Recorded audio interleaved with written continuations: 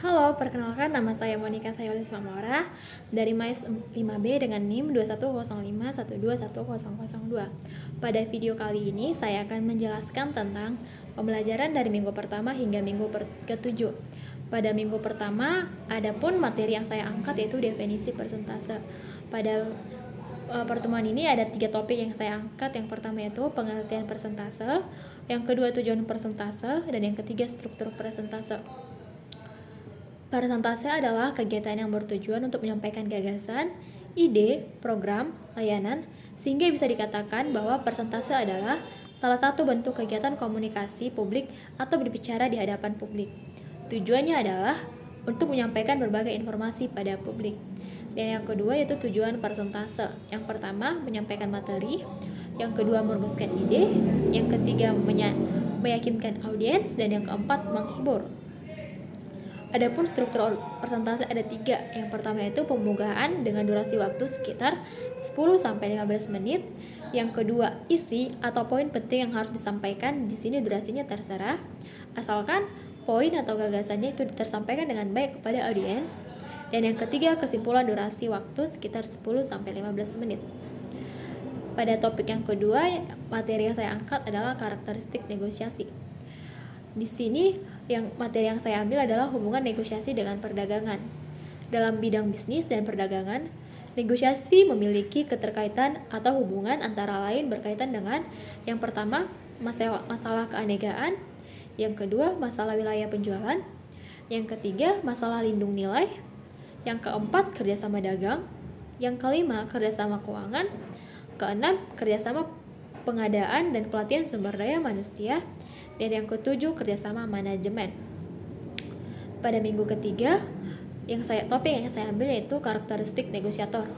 Dari sini saya angkat 2 materi. Yang pertama, syarat menjadi negosiator, dan yang kedua, kekuatan seorang negosiator. Syarat menjadi negosiator yang baik yang pertama adalah kemampuan yang berhubungan dengan fisik seperti kecerdasan, penampilannya fresh, memiliki rasa humor, pengertian, pandai bergaul, dan sikap toleran. Yang kedua yaitu kemampuan yang berhubungan dengan kepribadian, seperti bersikap jujur, penuh inisiatif, penuh konsekuensi.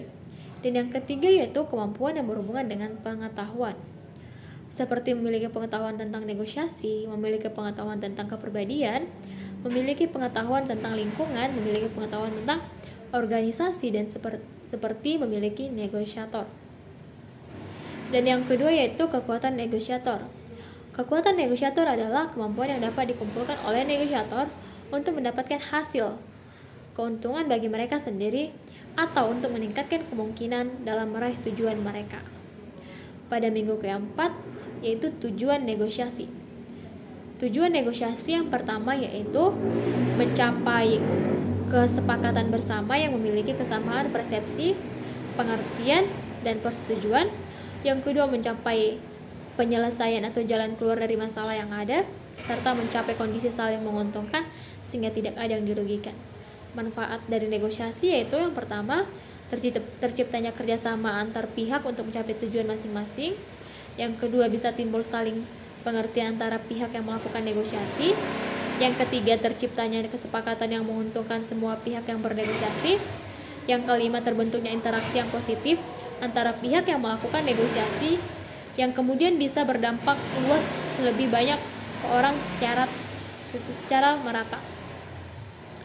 Pada minggu kelima, topik yang saya angkat adalah kelebihan dan kekurangan negosiasi. Kelebihan dari negosiasi adalah yang pertama, negosiasi dapat memberikan kemudahan bagi pihak-pihak yang bernegosiasi untuk menentukan pilihannya. Yang kedua, negosiasi tidak bergantung pada hukum. Yang ketiga, negosiasi dapat memberikan uang kepada pihak yang bernegosiasi untuk menentukan kesepakatan bersama sehingga tidak ada pihak yang dirugikan. Kelemahan dari negosiasi yang pertama adalah negosiasi tidak dapat berjalan lancar tanpa adanya kesepakatan antara pihak-pihak yang bernegosiasi. Yang kedua, ketika bernegosiasi hasilnya tidak dapat diputuskan secara langsung. Pada minggu ke-6, materi yang saya ambil itu persyaratan negosiasi. Ketika sedang bernegosiasi, diperlukan beberapa syarat agar kegiatan ini berjalan dengan baik dan bisa dipertanggungjawabkan ke depannya. Seperti yang dijelaskan di bawah ini, yang pertama, Proses tawar-menawar ini harus dilakukan oleh 2 orang atau lebih. Yang kedua, kedua pihak harus menyetujui. Yang ketiga, kedua belah pihak mempunyai tujuan dan yang ingin dicapai. Pada minggu ke-7 yaitu tahapan negosiasi. Ada 5 tahapan negosiasi. Yang pertama, persiapan dan perencanaan. Pada tahap ini proses mengumpulkan data diperlakukan untuk mendukung posisi negosiator. Yang kedua, menentukan aturan. Pada tahap ini harus menentukan garis besar dan aturan-aturan untuk melakukan proses negosiasi. Yang ketiga, penjelasan. Pada tahap ini, tiap pihak harus mengutarakan apa yang diinginkan. Tiap pihak harus memberikan dokumentasi, pemaparan yang jelas dan diperlakukan untuk mendukung posisi masing-masing pihak. Yang keempat, tawar-menawar. Selanjutnya, tahap tawar-menawar dan penyelesaian masalah. Tahap ini bertujuan untuk mencari solusi. Kedua belah pihak yang diharapkan saling fokus pada masalah dan kepentingan, bukan kepada orang atau posisi dalam mencapai titik temu. Yang kelima, penutupan dan implementasi. Sedangkan pada tahap ini atau tahap terakhir dari proses negosiasi, segala sesuatu diputuskan secara bersama. Sekian presentasi yang dapat saya sampaikan. Sepertinya saya ucapkan terima kasih.